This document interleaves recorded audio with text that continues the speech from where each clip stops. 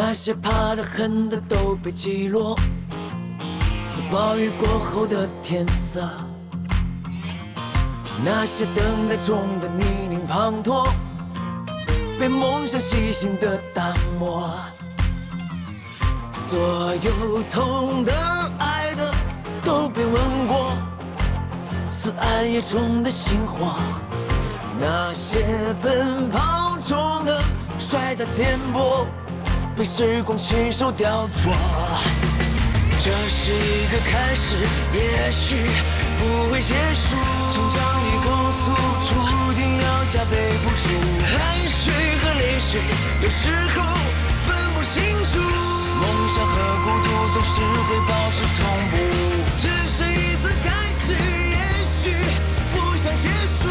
精彩与浓墨，难得时间的浓度。浪漫和危险会上演生死时速。愿望和现实总是隔着山海路，这是一个开始，也许不会结束。成长与光速，注定要加倍付出。汗水和泪水，有时候分不清楚。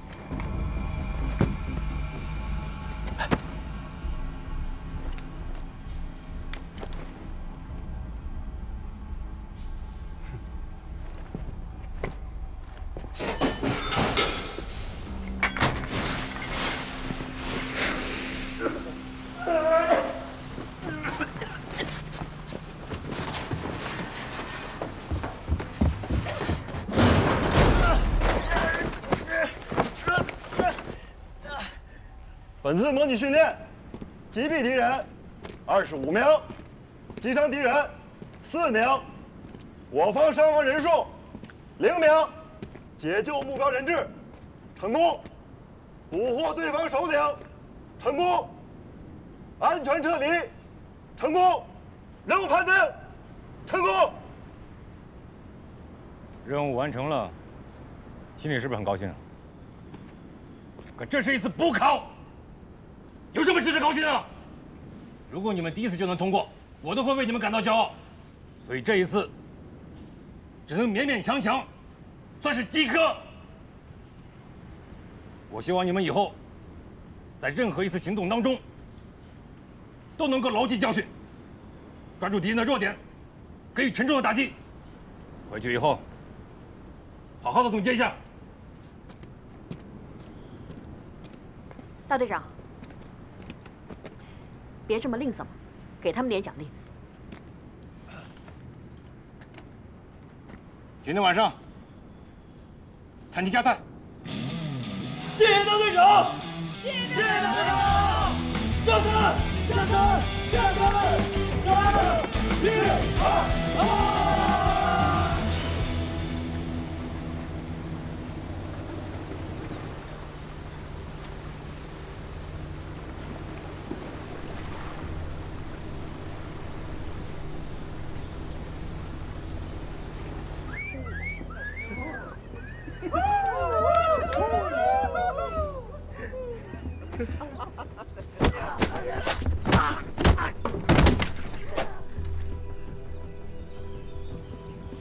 先放下，放下，把刀放下。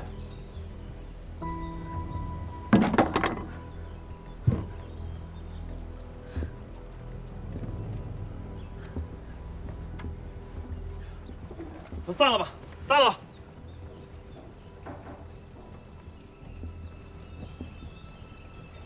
你不高兴，活下来的是我呀。你能让这些家伙听你的话吗？他们不会听我的话，但会听钱的话。走吧，带你认识一下新朋友。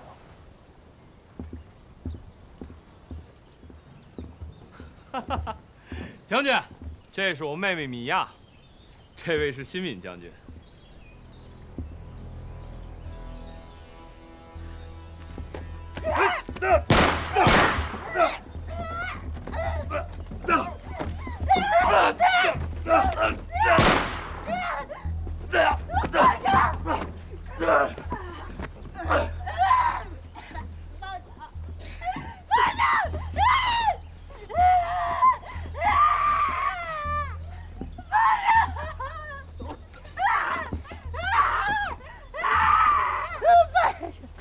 妹妹吗？坤生的干女儿，她是你的仇人，现在自然也是我的仇人。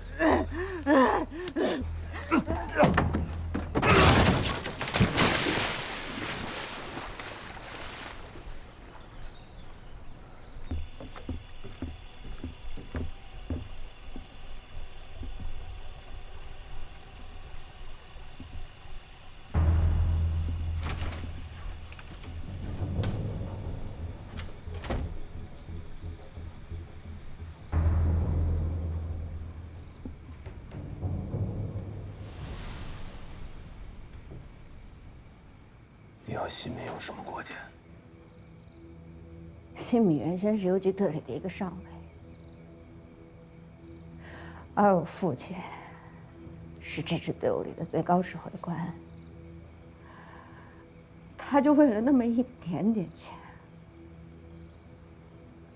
就背叛了我父亲，还把我当做礼物一样的送给了他的一个手下。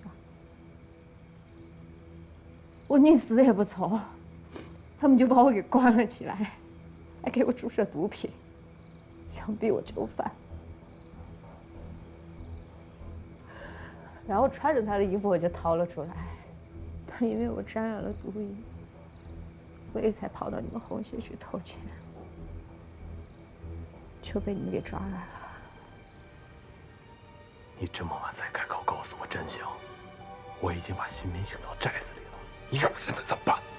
新民这样的小人，你把他弄来，无非就是看上了他的钱和人，反正也不会留太久。我会把这个机会留给你。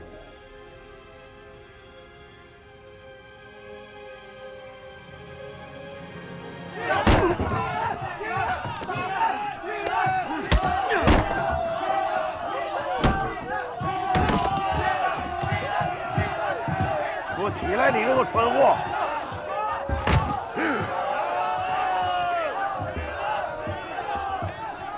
这么打太没意思了，应该用刀，那样来得更快一些。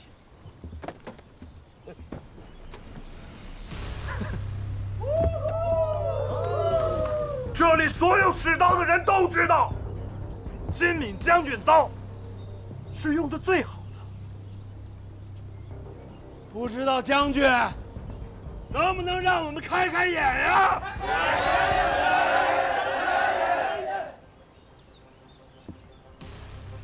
我的刀一出鞘就得见血，你有人吗？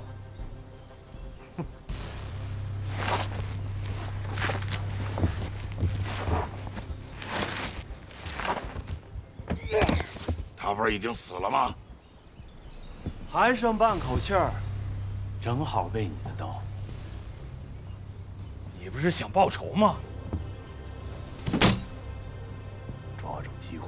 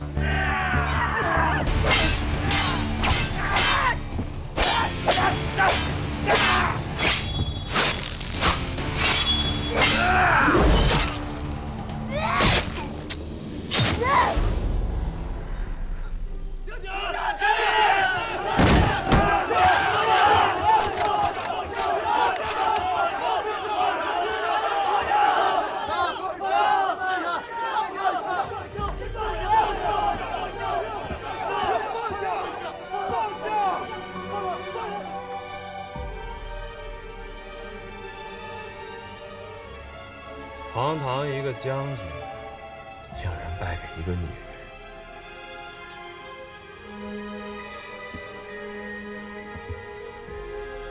既然将军不在了，我们全体加入红协，请你做我们的将军。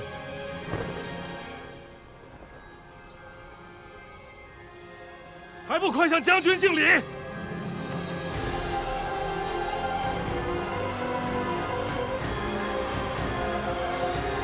敬礼！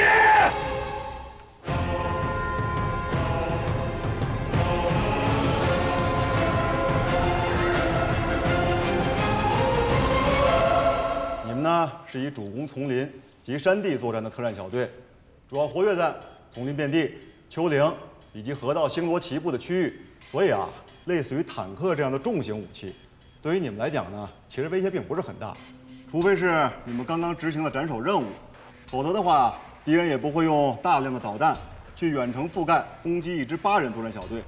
所以呢，在战场上，对于你们最大的威胁主要来自于2点：一，火炮轰击；二，空中追杀。接下来啊，我们就来聊一下火炮轰击。在西方国家呢，重型火炮通常分为3种口径，分别是105毫米、155毫米以及203毫米。如果在战场上啊，你们没有来得及挖掘战壕，而且呢，身旁也没有任何的掩体，并且被这种大口径的火炮群所捕捉，并且成功火力覆盖的话，那么我也只有一句话能够送给你们啊，准备安息吧。今天呢，为什么由我来给你们上这堂课呢？因为啊，之前我是一名炮兵。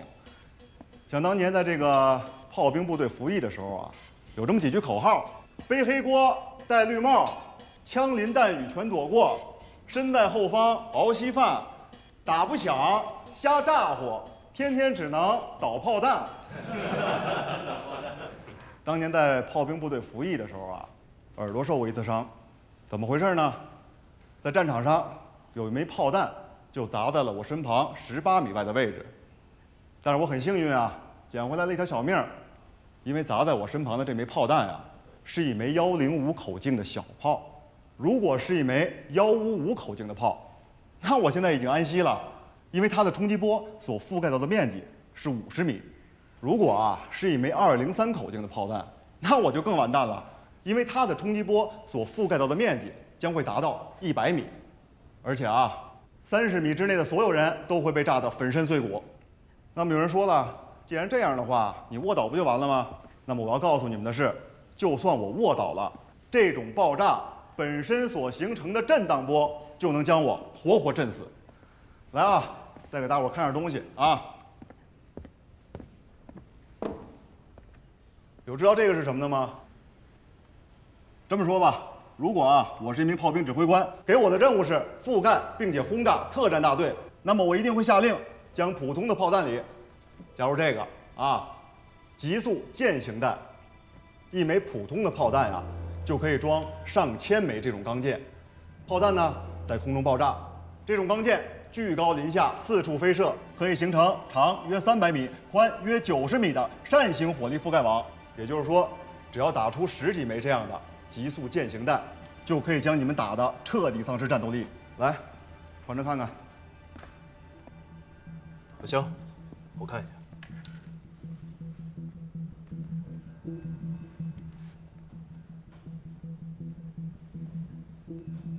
我有问题。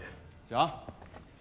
如果我们真的遭到这种急速渐型弹的攻击，应该怎么办？办法呢只有一个，就是别被敌人的重型火炮抓到啊。谁还有问题？报告。讲。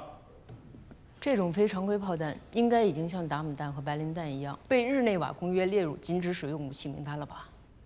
怎么，觉得这个武器非常残忍是吗？那么我要告诉你的是，很遗憾，它并没有被列入禁用名单。而且咱们可以翻过来想一下啊，就算它被列入了，又能怎样呢？你们的敌人都会看日内瓦公约吗？会吗？报告。讲。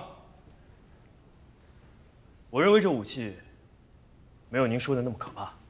你说说。特战大队，尤其是山地部队，最基本的一点就是可以在丛林、山地间高速移动，再加上电子诱饵等战术，敌人要想用重型火炮群覆盖攻击，总会有那么点儿像大象追老鼠，有教无处使的样子。只要在宿营时不暴露目标，那么大口径炮弹就不会砸在我们头上。没错啊，说得很好。但是我要告诉你，你能想到的，你的敌人自然也会想到。这个呢，也是我们接下来要讲的。在重型火炮火力覆盖之后，等待你们的会是什么呢？步兵的克星迫击炮。迫击炮是一种以步兵为单位就可以携带的武器，而且呢，它的曲线射击几乎没有射击死角。也就是说，对付这些躲避在障碍物后面的目标啊，是它的拿手好戏。而且啊，迫击炮操作起来还非常的简便，就算是没有上过战场上的民兵，经过简单的培训都能够进行操作。这么说吧，有一群民兵以4人为一组，每分钟打出20发的炮弹，猛砸个1分钟，打过来上百发的炮弹，就可以让咱们这些特战队员们承受血的代价。还有啊，别看这个迫击炮口径比较小，但是呢，它能够发射燃烧弹、照明弹，甚至是毒气弹。而且你们要是运气不好，在战场上碰到那些玩炮玩到登峰造极，甚至是可以自己制作炮弹的高手的话，那么也不排除啊，迫击炮可以凌空爆炸，发出上百枚这种钢箭的操作。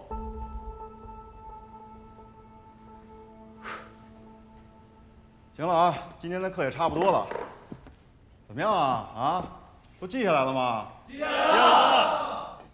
当年啊，我上学的时候，只要是上课认真听了、认真记了，我这个本呢就可以不用再看了。来，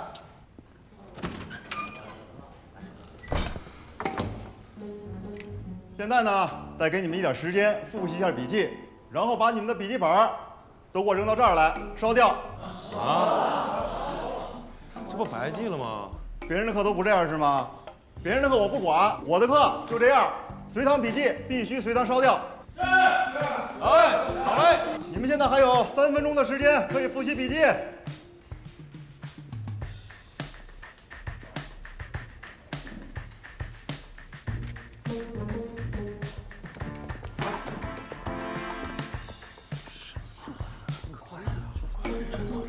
廉颇岳已经记下来了啊。炮1227毫米。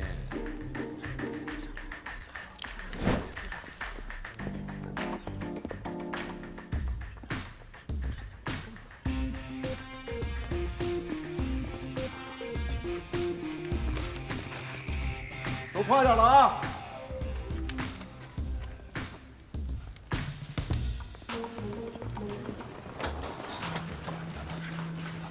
交本了，交本了。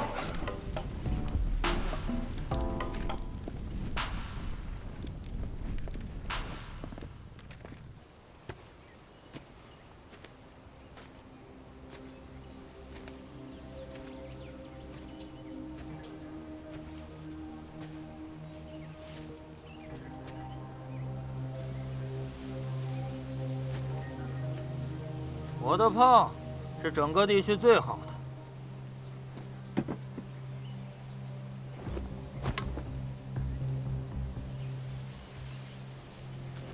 打2发看看啊！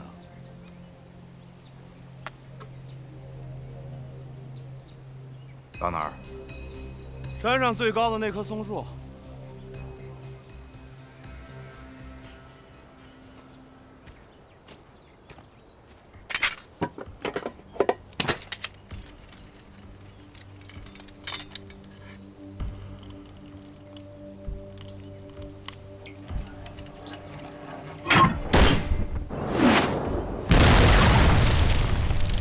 动静这么大，附近有巡逻的政府军啊！来了不是更好？正好是宝。可以收获了吧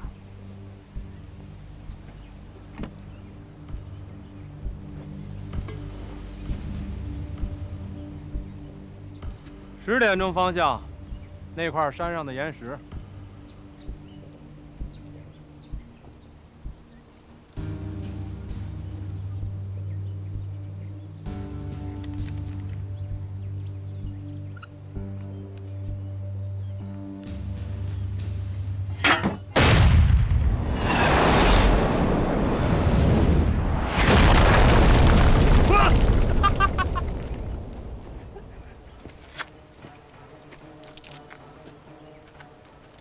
他叫南达，以前是政府军炮兵部队最优秀的迫击炮手。炮弹到了他的手里，就像长了眼睛。我们认识，交过手，但没见过面。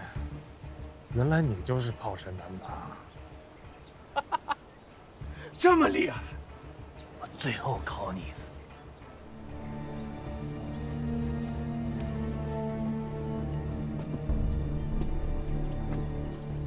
把炮弹打到石头后面的圆圈里，所有的货我们都收。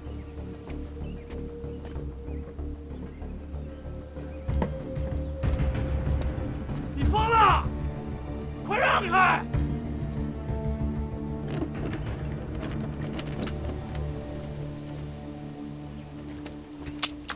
你最好打准点儿，如果他死，你就得死。上我少爷，你也得死。快打呀！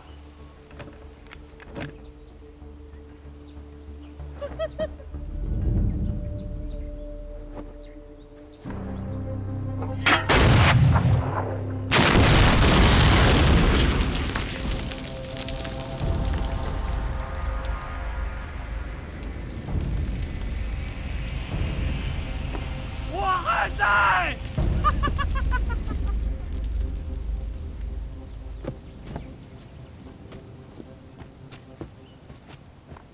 要多少钱才可以跟着我干？我已经有雇主了，我给你他3倍的价钱。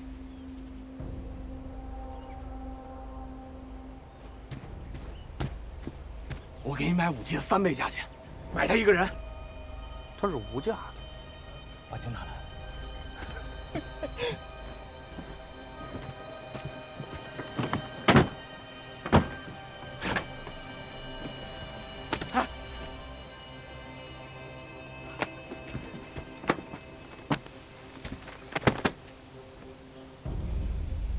钱，所有的钱。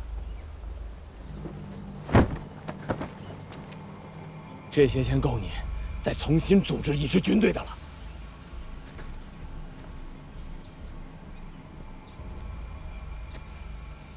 你要么拿着这些钱，要么什么也别拿。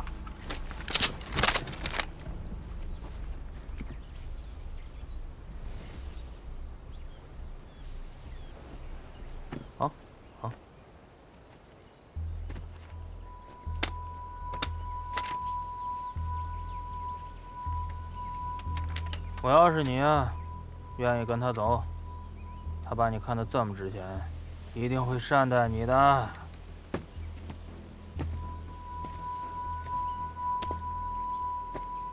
那我们的账清了。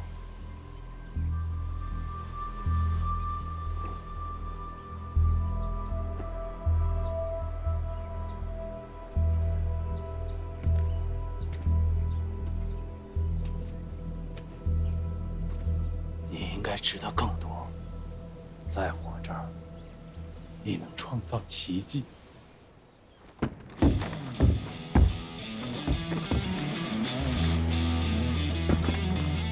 漫长的训练突然见到了尽头，年度的红蓝对抗要开始了。特战支队专门派遣我们1大队前往新组建的高原基地参加演习。我万万没想到，即将要面对的是我最熟悉的对手。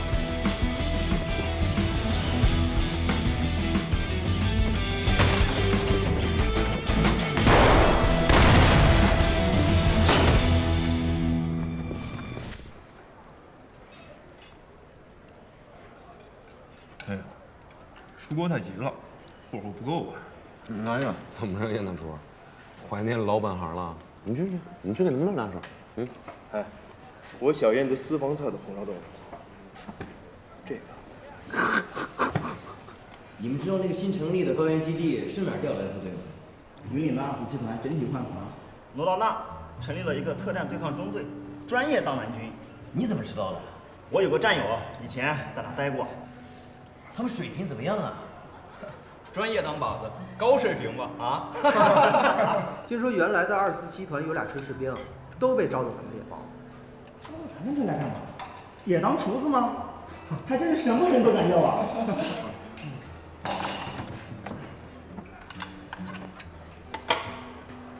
怎么着？不像你啊，成熟啊！跟他们上去打一架，我们的演习资格就取消了。有我啥呀？大家都知道，我们1大队是以丛林山地作战为主的。马上到来的年度红蓝对抗演习，特战支队特派我们1大队前往新组建的高原基地参加演习。下面，我公布一下参加演习的名单。旅途，冷静。到，你们负责指挥第1作战小队，旅途为队长，冷静为副队。是。草奔，白龙。到。你们负责指挥第2作战小队，草奔为队长，白龙为副队。是。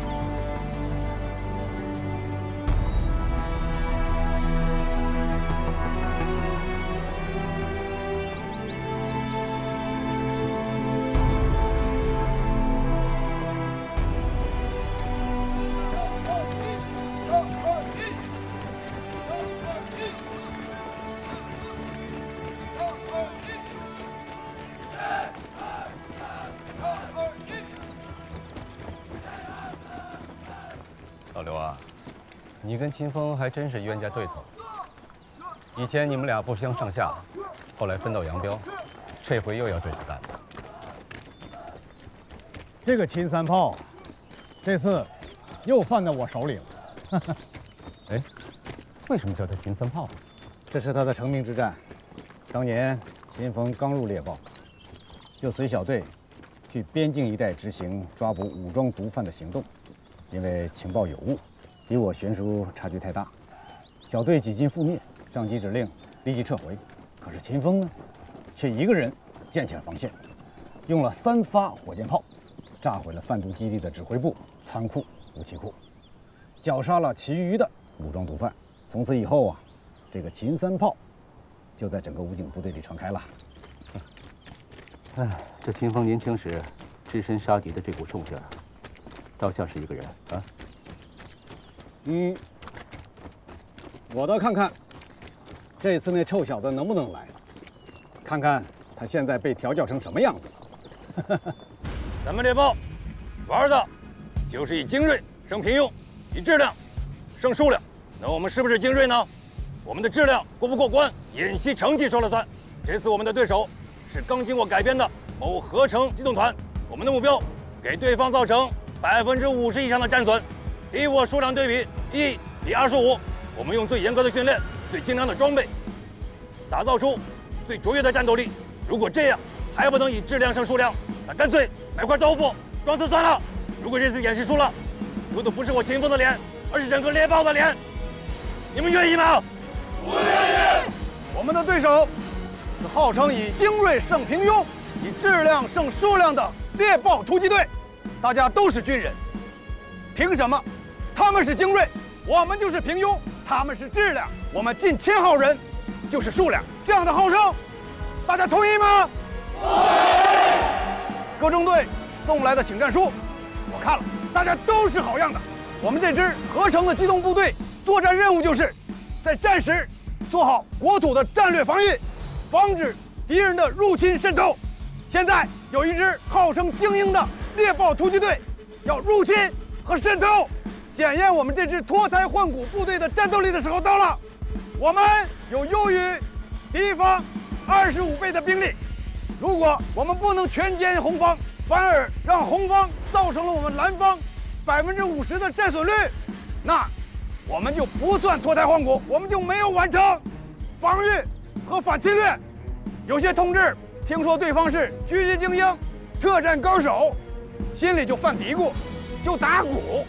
在我看来，没有什么狙击精英，不是一发榴弹解决不了的，如果有，就再来一发。没有什么特战高手，不是一辆步战车解决不了的，如果有，就再来一辆。活捉秦三茂，猎豹打成猫。活捉秦三茂，猎豹打成猫。活捉秦三茂，猎豹打成猫。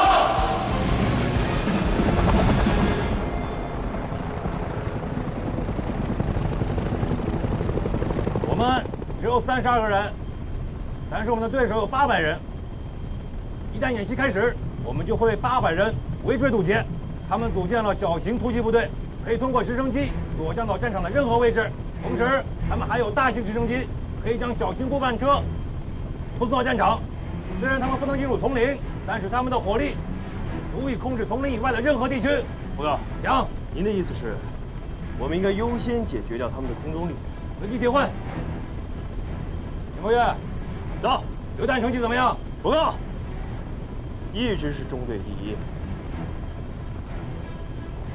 天哥，待会儿咱要是碰上老战友，下得去手吗？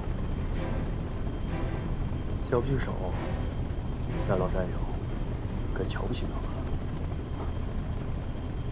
们。建哥，你说燕博岳会不会变得比以前还强了呀？咱们这脸，能扳回来吗？你没听首长说吗？没有什么精兵，这一发榴弹解决不了了。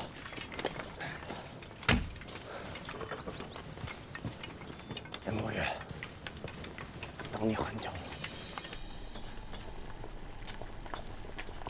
来喽！德胜菜红烧豆腐起火喽！来，拿碗。小点声，你摆正态度啊！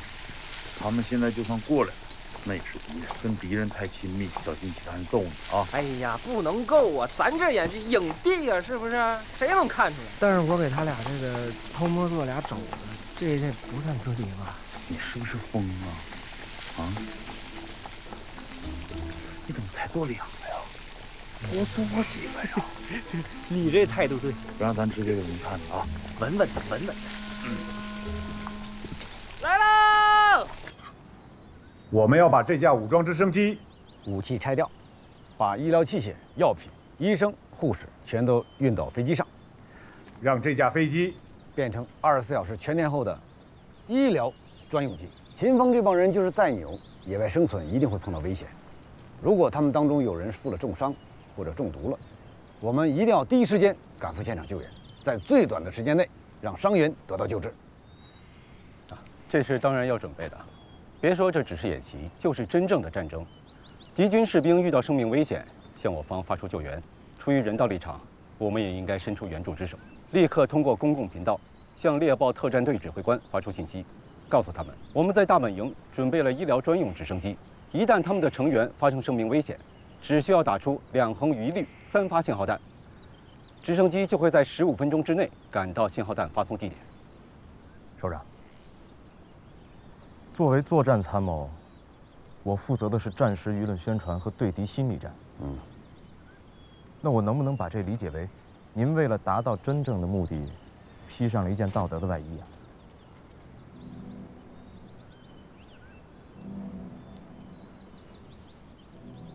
哎呀，看来咱们这点花花心思太明显了，让人家一眼就看穿了。那你倒说说，我的真正目的是什么？特种对抗战，打的就是信息与决策。如果我们能从敌方部队中捕获一名俘虏，就会得到最直观的第一手消息。当然，大家都是特种兵，想要做到这一点十分困难。可是，如果有猎豹特战小队的成员遇到了生命危险，被迫向我们发送求救信号，这固然会让成员生存下来，但与此同时，也会将这名俘虏连同他身上最重要的情报一起送到我们面前。继续往下说。就算这名俘虏威武不能屈，拒不向我们透露敌方的内部情报，我们也可以从他鞋子上沾的土、身上披的植物伪装等细节，判断他们的行踪，甚至可能因此锁定他们的临时大本营，如果有必要，我们再将这名俘虏送到军区医院。离开了战场环境，他身上的那股热血自然会降温。到时候再找人告诉他，演习已经结束了，他是一名英雄。军区会派人来慰问，甚至还要把他的事迹拍摄下来，做成纪录片，放到全军通传。那么我相信，面对着摄像机，在精神松懈之下，这名不知道自己已经是俘虏的俘虏，就会将我们需要的情报，就像竹筒倒豆子般倒出来。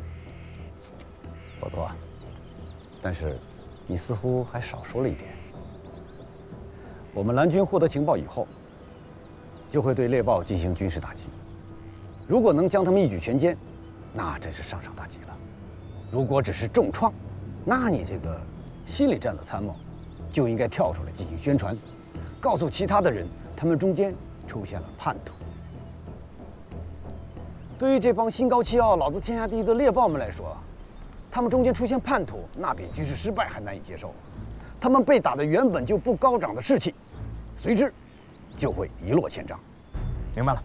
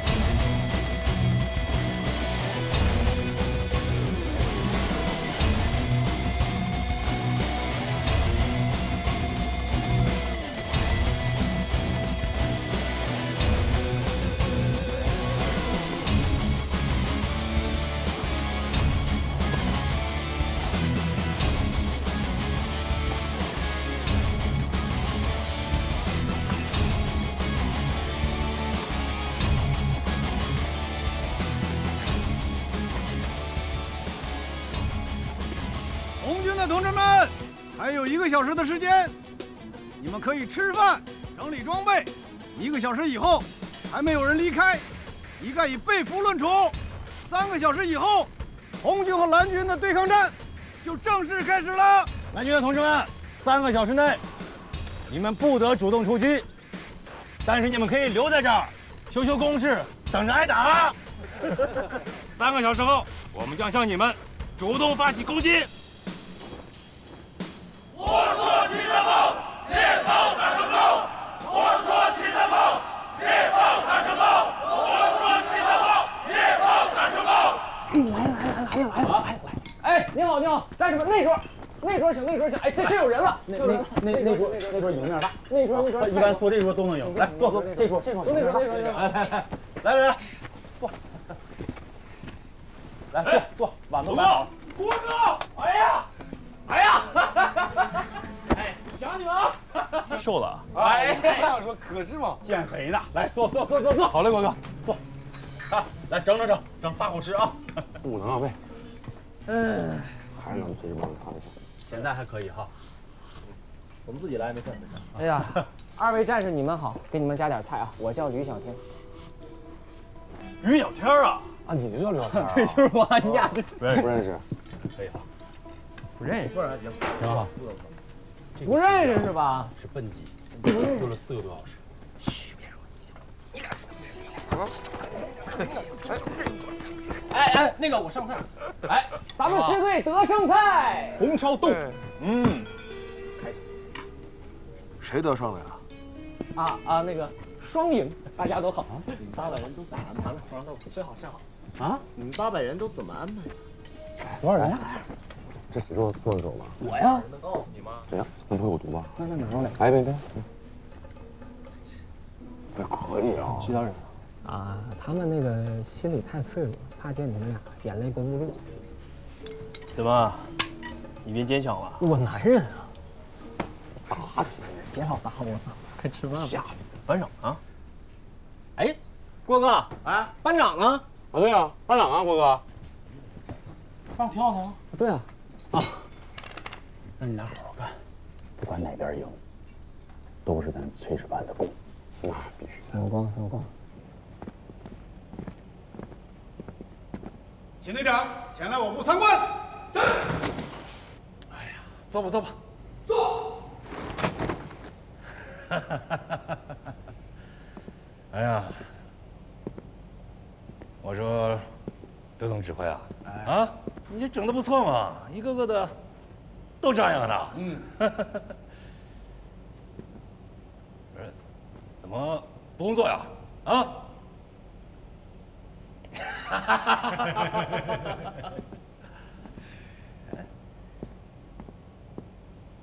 哎，这个不能动，这个保密。哎呀，不错不错，怪不得外面都说呀，你老刘把这个基地的名气都打出去了。哎，你知道他们怎么称呼你吗？怎么称呼？军中魔斗士。军人嘛，一切听从组织的安排，在哪儿都一样，做刀还是做实，能力没有变。我们是新团队，不怕失败，但是你们不一样啊，猎豹，那被吹上天的部队，要是失败了，多没面子呀！啊，到时候可别怪我们石头太硬哦。哎呀，我说老刘啊，这种冠冕堂皇的话，也就你能说的面不改色心不跳。猎豹素来是军中名刀，这次对抗演习啊，正好互相交流学习一下。